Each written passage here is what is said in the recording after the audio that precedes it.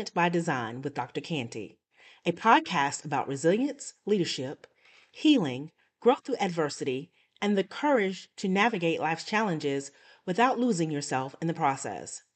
I'm Dr. Persephone Cantey, and over the last 2 episodes, we've been laying the foundation for what it truly means to be resilient by design. In episode 1, The Strength to Bend Without Breaking, we challenged a common misconception about resilience.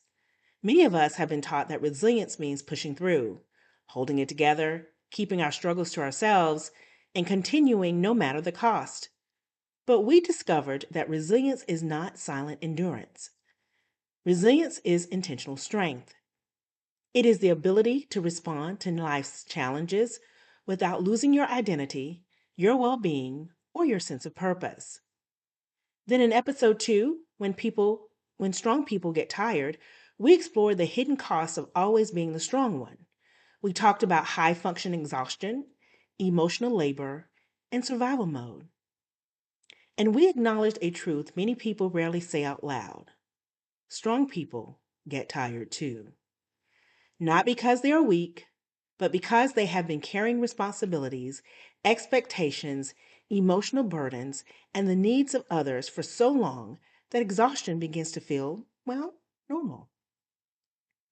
And if episode 1 taught us that resilience is more than endurance, and episode 2 taught us that resilience requires recovery, then episode 3 asks the next important question. What happens when life changes? What happens when the career you plan shifts? When leadership changes? When your health or relationship changes? And when life forces you into a season that you never anticipated? Because resilience is not only about surviving pressure, it is also about learning how to adapt. And that brings us to today's conversation. Today, we're exploring the first pillar of the Resilient by Design framework, adaptive strength. We're going to learn today how to adjust without losing yourself. The ability to adjust when circumstances change while remaining grounded in your values, identity, and purpose. Because we all know life will change. And the question is not whether change will come. The question is, how do you adapt without losing yourself in the process? So let's talk about what happens when life doesn't follow the plan. Most of us like certainty. We like plans and predictability, yet life has a way of interrupting our plans. We enjoy believing that if we work hard enough, prepare carefully enough, and make all the right decisions, life will unfold according to our expectations. But life has a way of interrupting our plans. Sometimes the interruption appears as what we perceive to be a major change in our life, a promotion or maybe a layoff, a leadership transition, a move, a divorce, a medical diagnosis, a loss, or an unexpected opportunity that completely changes the entire direction of your life. And often the challenge is not the event itself. The challenge is adjusting to who we must become afterward. And I learned this lesson in a profound way during my cancer journey. Before my diagnosis, I was accustomed to being productive and accomplished, independent, reliable, the person who always solved problems and showed up, the one who could handle, well, almost anything. Then suddenly I entered into a season where I could not operate the way I always had. My body had different demands, priorities changed, my perspective shifted, and I had to adjust. Not because I wanted to, but because life required it. One of the hardest lessons I learned during that season was this. Just because your circumstances change does not mean that your values change. Far too many people connect their identity to what they do. So when their role changes, your health changes, maybe you have a relationship change or even a title change at work, we begin questioning our worth. But your title is not your identity. Your productivity is not your identity. And your position is certainly not your identity. And your current season is not your identity. So, how do we let go of old versions of ourselves when we're trying to find who we are? One of the most difficult aspects of change is letting go. Not just letting go of circumstances, but letting go of versions of ourselves. Because sometimes we outgrow people, sometimes we outgrow environments, and we outgrow expectations. We outgrow identities that once served us well.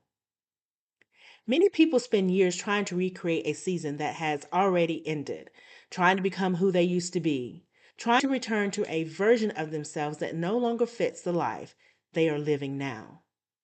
I know what that feels like because there was a season when I desperately wanted my old life back. After my breast cancer diagnosis, multiple surgeries, and everything that came with navigating lymphedema, I spent a long time mourning the version of myself that I used to be. Before cancer, I moved through life with a certain rhythm. I continued to be busy, independent, always moving, always trying to accomplish things, and planning what was next. Then suddenly, my life became centered around things that I had never anticipated. Doctor's appointments that resulted in, well, follow up appointments, physical therapy, medical procedures, managing symptoms and side effects, and of course, managing uncertainty. There was a radical shift in my daily routine. The life I once knew no longer operated the same way, and my body no longer responded the way it once had. Chronic pain became a regular part of my life, and sleep became unpredictable. Fatigue often showed up uninvited, and some days, simply making it through the day required more energy than people could see. And while people often focus on the physical side of cancer, there was also an emotional side that few people talk openly about. There were body image concerns, questions about how I saw myself and how others saw me. There was fear of recurrence, fear of what the future might hold, and anxiety about things I once took for granted. There were moments when I looked in the mirror and struggled to recognize the woman looking back at me, not because I had lost who I was, but because life had changed me. And for a while, I fought that reality. And I wanted the old version of myself, the version before the diagnosis, the version before the surgeries, and the version before the pain. The version before the limitations and the version before life became divided into before cancer and after cancer. But eventually I realized something important. I could spend my life trying to reclaim who I used to be, or I could learn to embrace who I was becoming. That realization changed everything because healing was not about returning to my old life. Healing was about building a meaningful life within my new reality. And that required adaptive strength. It required me to stop measuring myself against a previous version of myself and begin honoring the woman I was becoming, not despite what I had experienced, but because of it. And that's when I learned a lesson that applies to all of us. Growth often requires release. So I'll say that again so it'll settle in. Growth often requires release. Perhaps you once needed to be the fixer, the rescuer, the perfectionist, like me, a people pleaser, the overachiever, the one who never asked for help, and the one who carried everyone else's burden. Maybe those strategies helped you survive, but survival strategies are not always sustainable strategies. What helped you survive one season may limit you in the next. One of the most courageous questions that we can ask ourselves is, what am I holding on to that I've already outgrown? Because adaptive strength is not resisting change. Adaptive strength is learning how to evolve without abandoning your core values. You can change without losing yourself. You can grow without forgetting who you are. And you can adjust without surrendering your purpose. Leadership transitions often reveal whether our identity is rooted in purpose or position. Many leaders experience uncertainty when they take on a new role, reporting to a new supervisor, leading through organizational change, retiring, being promoted, being passed over for an opportunity, and starting over professionally. I understand leadership transitions personally because one of the most difficult decisions I have ever made was leaving a position I genuinely loved. For 15 years, I worked for an organization that had become a significant part of my professional identity. I believed in the mission. I loved the work. I loved developing people and helping employees and leaders grow. I had built strong relationships, led meaningful initiatives, and dedicated a significant portion of my career to that organization. And by every traditional measure, I was successful. I consistently received strong performance evaluations. And in fact, during those 15 years, I never received anything less than an excellent review. I was entrusted with increasing levels of responsibility. I had a strong track record of results, and I was proud of the team that I led. And throughout my leadership tenure, I never experienced turnover within my department.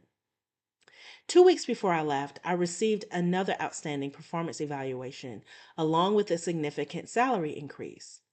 So from the outside, everything looked successful. But there was a reality happening behind the scenes that most people could not see. Leadership had become toxic. What had once become a healthy environment gradually became one marked by intimidation, disrespect, and behavior that eroded trust and psychological safety. The workplace became increasingly difficult to navigate, and I found myself constantly anticipating conflict, constantly preparing for criticism, carrying stress home with me, and over time, the emotional toll became impossible to ignore. My blood pressure remained elevated, the anxiety of going to work each day became overwhelming, and I would find myself dreading Monday before the weekend was even over. I was mentally exhausted, emotionally drained, and physically depleted. And one moment in particular remains etched in my memory. A member of the C suite stopped by my office and suggested I would be better off at home on disability because of my mobility changes. Imagine hearing that after years of dedication to an organization, after years of performance, after years of proving your value. That comment was not just professionally disappointing. It was deeply personal. Many people assume that if the salary is good enough, you should stay. And for a long time, I wrestled with that myself. I was earning a six-figure salary, receiving excellent evaluations, and leading a successful team. By every external measure, I was thriving. Yet internally, my health was suffering, my anxiety was increasing, and my peace was disappearing. That experience taught me a lesson I will never forget. Success that costs you your well being is too expensive. Many people leave toxic environments after securing their position. There is nothing wrong with that. But leaving a six-figure career without having secured another employment position communicates something deeper.